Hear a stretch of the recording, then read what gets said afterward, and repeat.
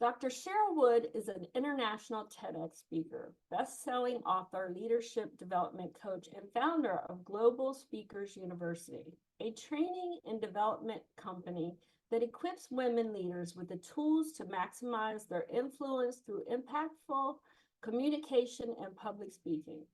Dr. Wood has traveled across the United States and abroad to speak life into the dreams and possibilities of women and remind them that their voices count. Dr. Wood has delivered riveting keynotes for NASA, Prudential, Capital One, Verizon, U.S. Department of Defense, the FBI, the United Nations, and a host of other prestigious law firms, corporations, and international conferences. Without further delay, please join me in welcoming Dr. Cheryl Wood to the stage. Thank you so much, Terry. I appreciate that. I'm so excited to be here. So look, I'm all about everything authentic and vulnerable and just upfront. So today was an interesting day because I just finished hosting my own live in-person event. So if you notice, there's a bed behind me. You normally would not see my bed. And I'm assuming by looking at some of the other speakers that I'm supposed to have a virtual background, but I am making this thing work. So I literally just finished the event and booked a room so that I could come upstairs to do this conference right now because I knew I would not have time to get home in time to be able to do this presentation. So all that to say, that's how much you mean to me. That's how important you are. That's how important my work in the world is, that I am willing to stretch myself into the uncomfortable spaces and do the things that other people perhaps wouldn't do because I understand how important my voice is. And I think that's what I want every one of you to take away from this presentation is just how important your voice is to someone else. And even when it perhaps feels like it's easier to not do it or it's an inconvenience to do it, you have to understand that your voice, it doesn't just matter, but it counts. And when I say it counts, I mean it counts towards someone else's transformation. One of the things that my clients hear me say over and over and over again is this quote that I would love to have etched in your mind by the end of this presentation, which is, your story is about you, but it ain't for you. Like, put that somewhere and don't ever forget it, because your story is such a big part of your voice.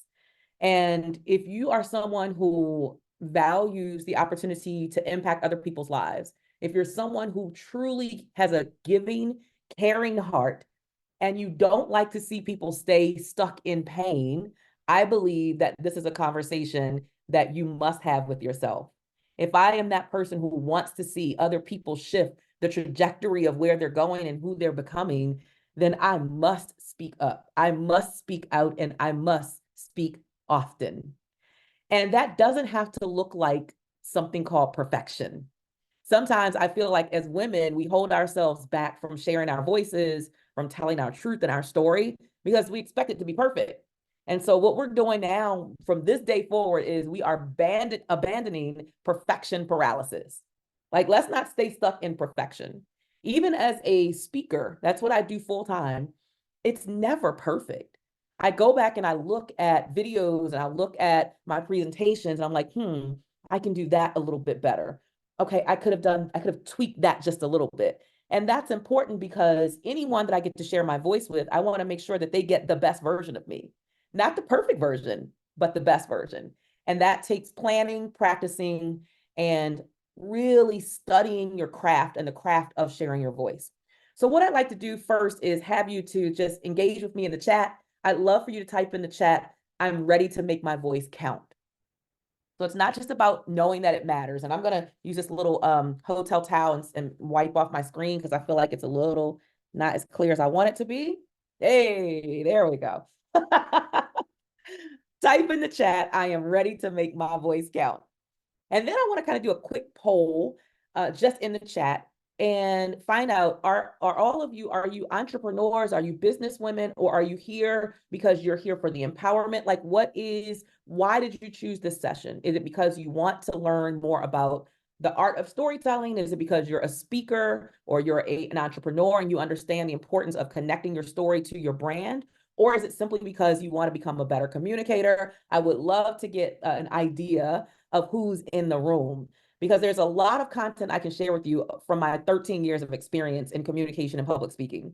But it makes more sense for me to give you what you need than to give you what I think you should have. Does that make sense, everybody? And I'm hoping that you'll value that. I want to make sure our 40 minutes together is the most effective and impactful 40 minutes that we can have together. So someone said, I want to become a better Allegra, a better communicator and leader. Fantastic. Jamie, my year is about amplifying my voice. I love that, turning up the volume on your voice. Rosie said, I'm a business owner and we met in the speaker prep. Hey, so I had to come. Thank you for being here to support me. I know I wanted to be at so many sessions. Let's see, who else is in the room? We have, okay, Jamie, I'm an entrepreneur. Terry is speaker and business owner. Ashleen, I believe that's correct, moving towards entrepreneurship. Lillian, storytelling. Kiana, I want to improve communication skills. And Kenya, it's so good to see you, Kenya. Someone at my event today was talking about, you was like, Kenya's going to be on that call. I was like, yes, she is. I saw her face. Speaker, business owner, we go way back. Yes, we do. And I remember you. Okay, great. So I'm going to share with you what I think will add. Okay, Anne Marie, beautiful. Be comfortable telling my story. What I think will add the most value, again, in our time together. So first is acknowledging that you have something to say. And that's the first step of getting out of your own way. Whether you're going to be a better communicator in your leadership role in a corporation, or you're going to be a more effective public speaker or a better storyteller, it's identifying and acknowledging I have something of value to say that people need to hear. And you've got to say that to yourself over and over and over again. And here's why. Because sometimes human tendency is that we will compare ourselves to others.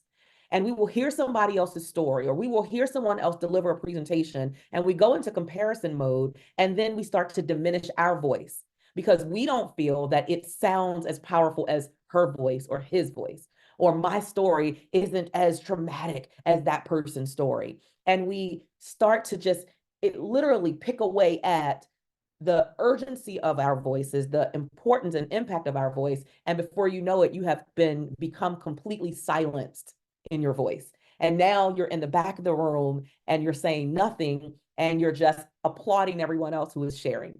So let's come out of that mode of thinking that everyone else's story is so grandiose, but ours really doesn't hold any significance. Every time I hear someone talk about wanting to share their story, but then they compare it to maybe someone has this dramatic story of, oh, I had, like one of my clients today shared a story about having breast cancer and how she went through 12 rounds of chemo and 25 sessions of radiation. And then she had another traumatic thing that happened in her life. Her son was in a car accident and ended up being in a coma for like 7 days. And I mean, all the stuff he had to go through. And you can hear that and think, oh, wow, my little story. Please know that your little story is a big story to someone. And that's what we have to remind ourselves of. There are 8 billion people on the planet. Not everybody has the traumatic big story of going through breast cancer, or for even in my family, I have a twin sister, biological twin sister. 3 years ago, we lost my nephew, which was my sister's baby boy, Jordan. And Jordan was only 19 years old. So 20 years old, I'm sorry, 20 years old. And it's like, okay, some people might compare and I don't have that big of a story. But there are more people who likely will connect to your everyday struggle story than they will perhaps to the mom who lost her child, or the woman who went through this traumatic medical diagnosis, or whatever other big things that can happen. So the question is, what have you been through that you want another woman or someone, it could be young people, it could be a specific dynamic of people, that you want them to know that if you're going through that right now, or should you, God forbid, go through that thing in the near future, that you can come out on the other side as a victor, as a conqueror, as a warrior. What is that story? What is that part of you? And that means you got to think back, and you've got to take yourself visually back to the time when perhaps you were in a space in your life, a season in your life, where you felt like you were curled up in a fetal position. You had no idea how you were going to make it through this thing, how you were going to press through this challenge or this obstacle or this setback in life. But here you are today, and you're on the other side of it, which means you have information that someone who's currently stuck in that space, in that season of their life, they don't have yet. So that makes your story viable. And it makes everything that you learned in the story a viable solution to someone who's still stuck in the pain that you've already pressed through. So that means you've got to take yourself back to a time when you were challenged, when you didn't know how you were going to come out of the thing. Maybe for you, it was an unexpected divorce and you thought this was your life partner and you had no idea that you were going to end up going through divorce. And in the time, in the moment, it made you feel devastated. Or perhaps you experienced some type of financial trauma. Maybe you were on top of the world, you had the best job, you were making six figures, and your spouse was making six figures, and you were living the good life and had the house you wanted and the cars you wanted and all the red bottoms you could even think of in that closet.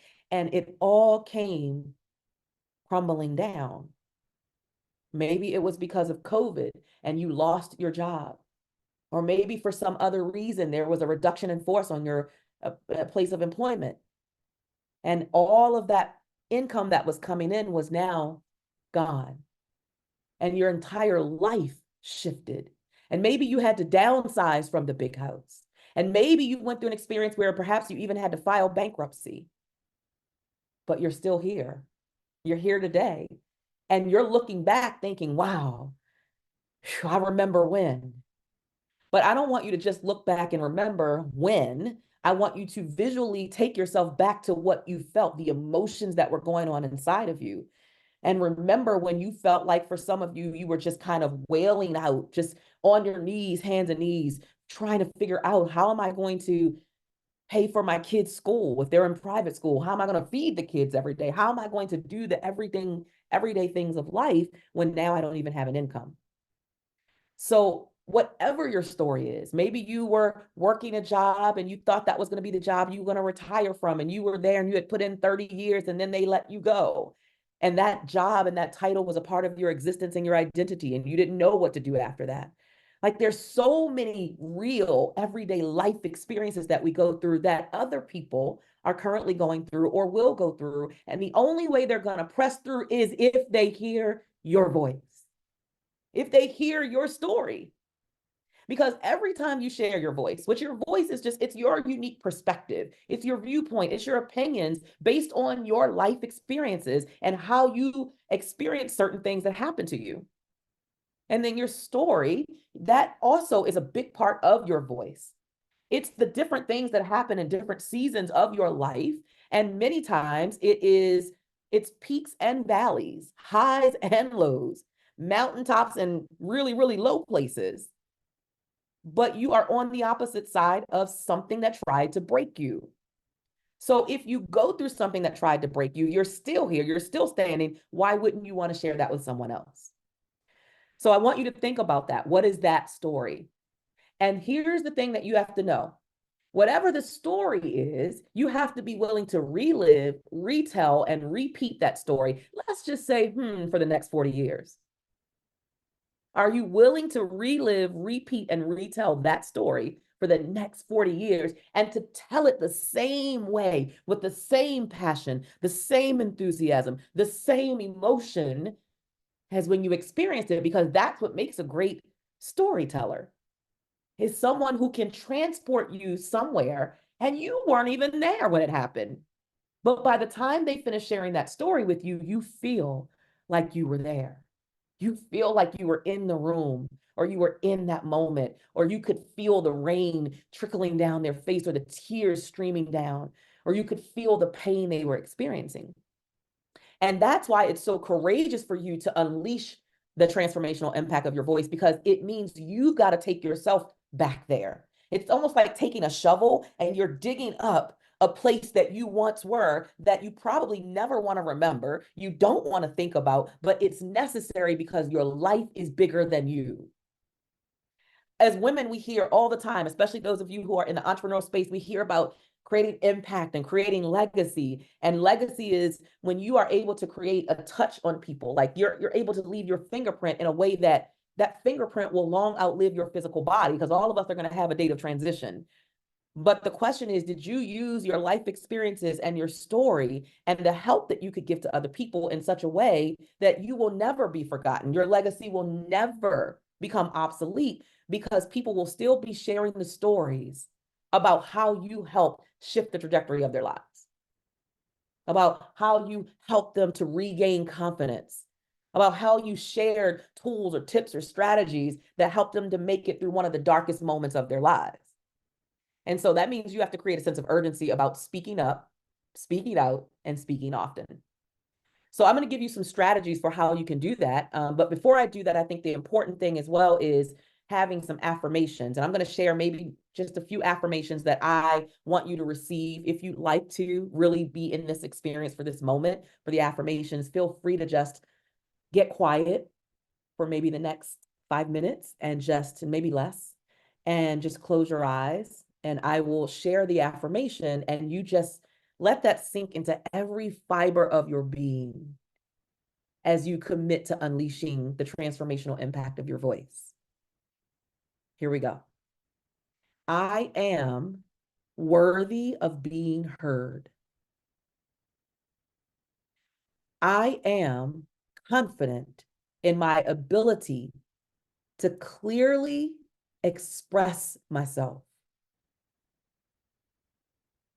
I am a storyteller, masterful at shaping my narrative with power and clarity.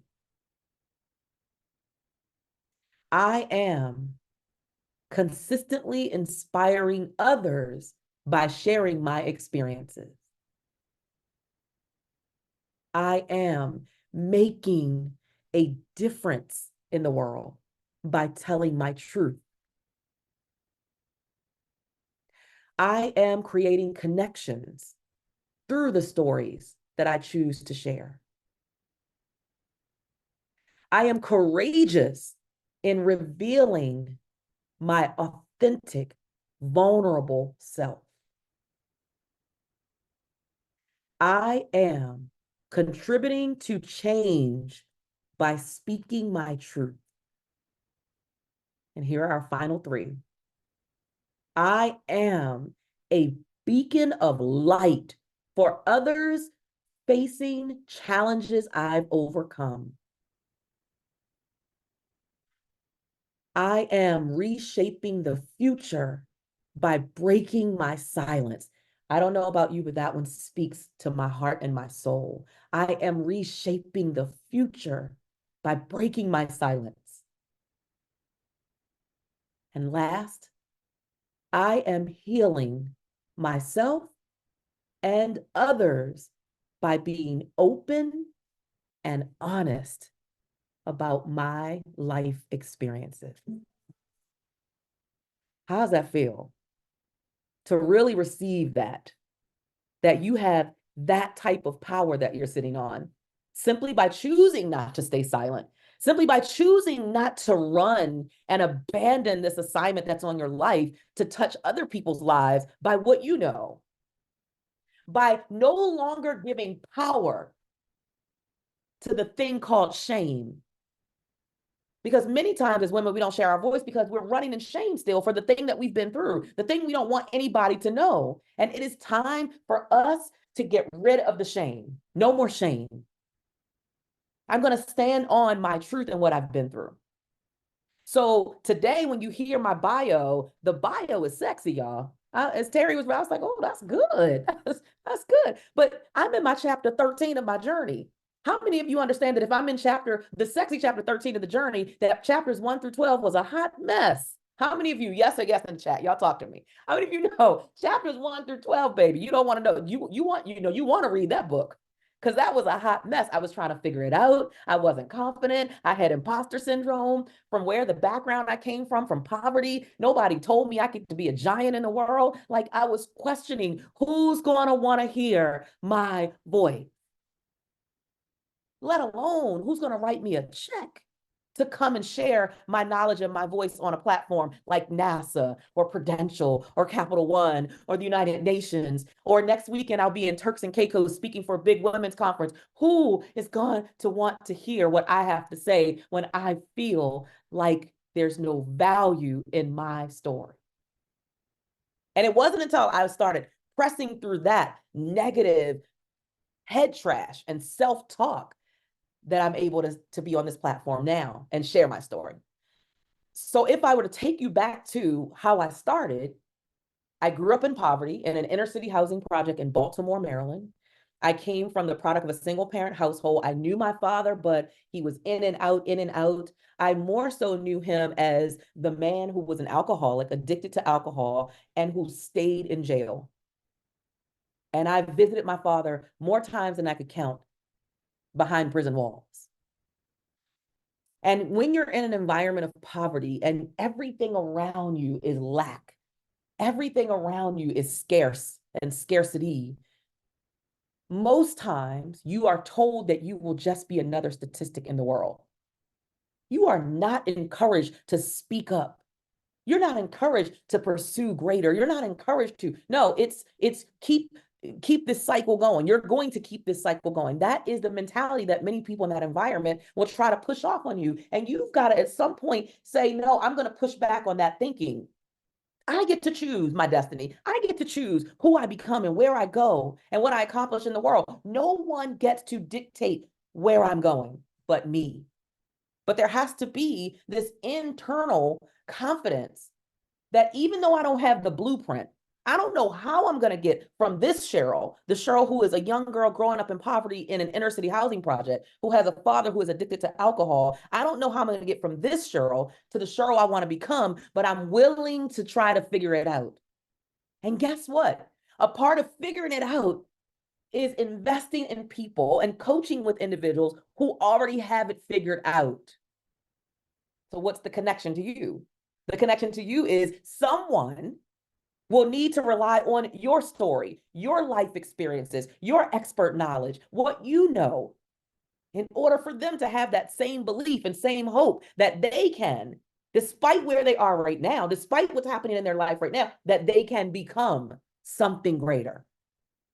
When I came out of that environment of poverty, graduated high school. I did not go off for 4 years of higher learning and education, because when you're in an environment of surviving, you are not thinking about higher education. You're not thinking about going to college and spending more money. How many of you know what you're thinking about? You're thinking about surviving. How do I just survive? How do I use what I do have and survive and not succumb to the vices around me? That's where my mind was. And all I could think was, you got to get a job. You got to get a job so you can get out of poverty and get your mom out of poverty. And that's what I did. I went straight from high school, 18 years old, into the workforce. I landed my first job as a receptionist for a tax planning company. I had to be making maybe $19,000 a year. I had no degree. So now I went from this environment of poverty telling me there's nothing great about you. You're going to be another statistic. You don't get to be a giant in the world. Then I come into the workplace, and because I didn't have a degree, which means I didn't have enough letters behind my name for them to value me, now they're telling me, oh, you're going to stay at this level. It was literally, I just felt like it was one strike after the next, and I felt like no one really believed that I could be greater than my circumstances.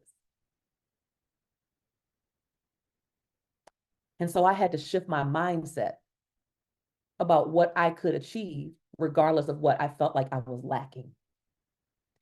But again, I had to stand on the shoulders of people who had already done what I wanted to do, people who had already showed that you don't have to be a victim of your environment and your circumstances. And that came in the form of coaches and mentors who poured into me and spoke life into me and believed more in me than I believed in myself initially. That's the power you're sitting on. You will get to be the shoulders that someone stands on when you choose to share your voice, because their leg will be wobbly.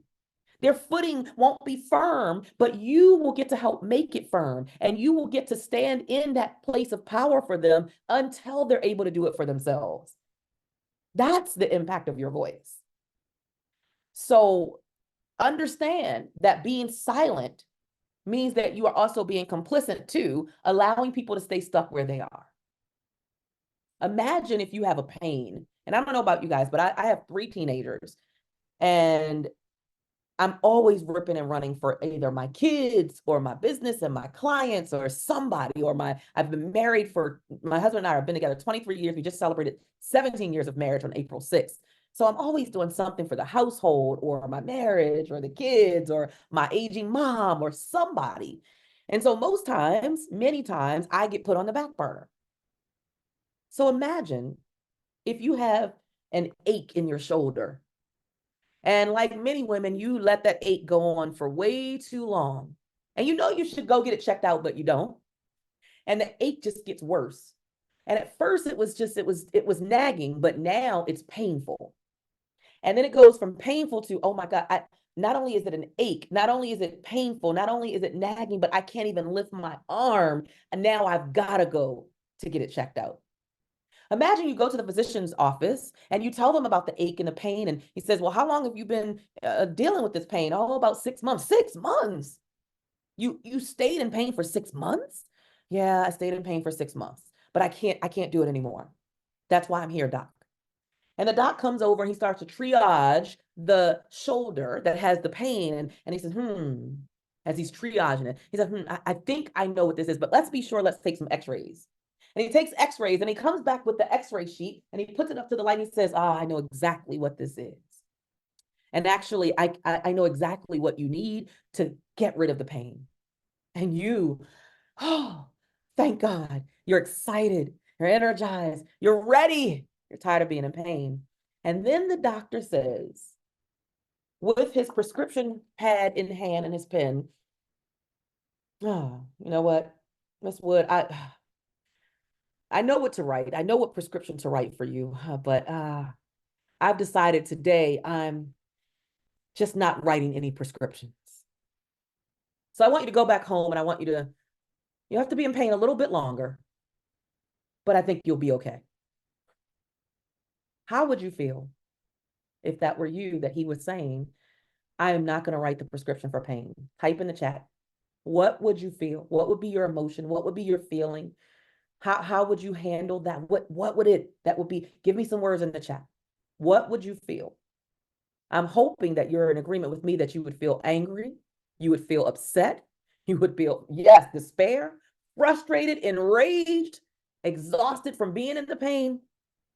I share that because when you don't share your voice, oh, it just makes me so emotional.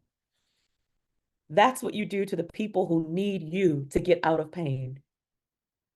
When you don't share what you know, when you don't speak up, when you don't have the courage to come to the front of the room and stop hanging out in the background because you're introverted or you're scared to come to the front, when you choose that, you simply say to the people in the world who need your voice, I have the prescription for the pain you're in, but today I'm not writing prescriptions.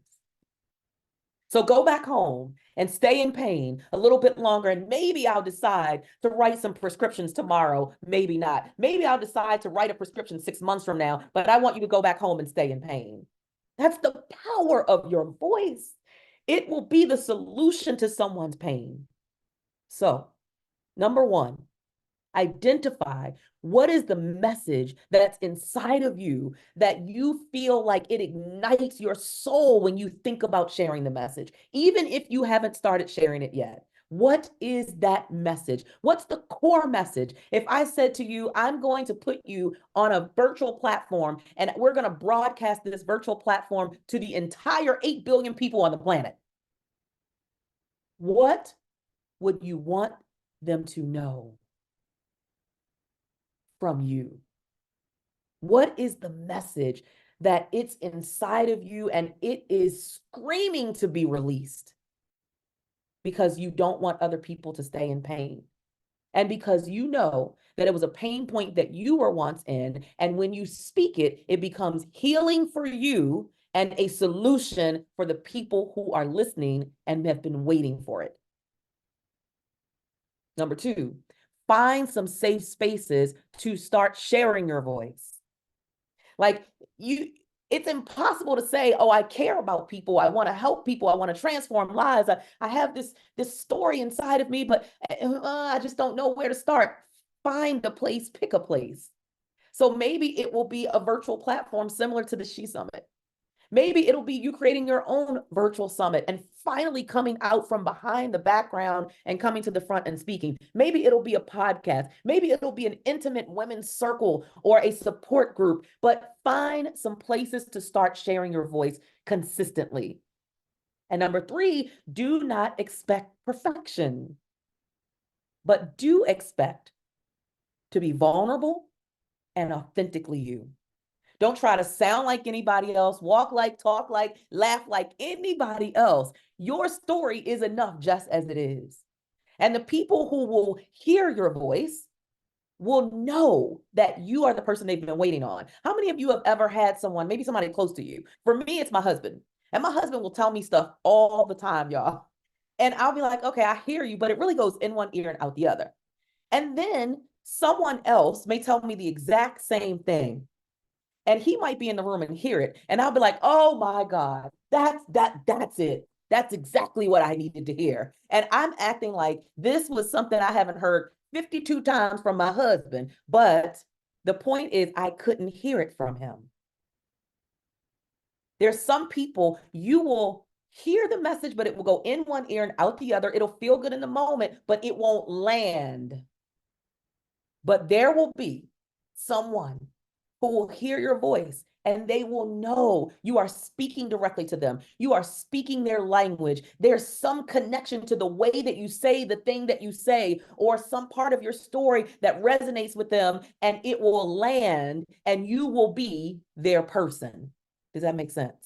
You will be the person, and only you will be able to usher them into their next level of greatness, the next level of confidence, the next level of belief. Only you will be the person who can resuscitate their hope and their belief in whatever they're meant to accomplish or whatever they're trying to overcome. It will only come through you. And if you don't speak up and speak out and speak often, if you don't unleash your voice, they will stay stuck and in pain. So you have to carry that responsibility if you choose not to speak up. The next thing is make sure, and I don't know what number we on because I'm just rolling, I'm just flowing with it. Thank you, number 4. Thank you, sis. That's Terry, man. Number 4, refuse to diminish the impact of your story. So don't keep going back and forth with whether or not people need it or don't need it. Just tell yourself from this day forward, people need it. And I'm going to give it to them. People need my voice. They need to know what I know. They need my story. I don't care if you got 5 master's degrees or none. I don't care if you're like me. I don't have a degree. I'm Dr. Cheryl Wood because in 2019, based on a decade of empowering women and helping women to share their stories and their voices, I received an honorary doctorate degree. But here's the beautiful part of that.